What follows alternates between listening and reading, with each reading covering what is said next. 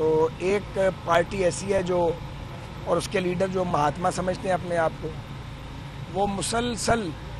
حکومت پر حملے کر رہے ہیں تاکہ حکومت جو ہے وہ کام نہ کر پائے۔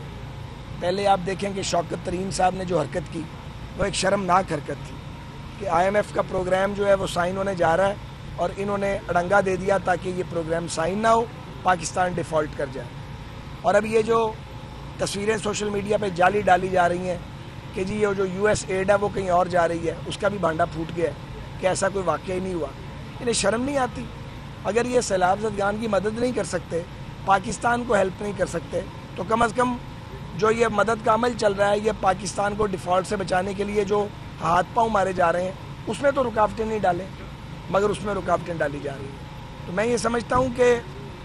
جہاں اس سیلاب سے لوگ اجڑ گئے ہیں، بیچارے تباہ و برباد ہوئے ہیں، ان کو نقصان ہوا ہے،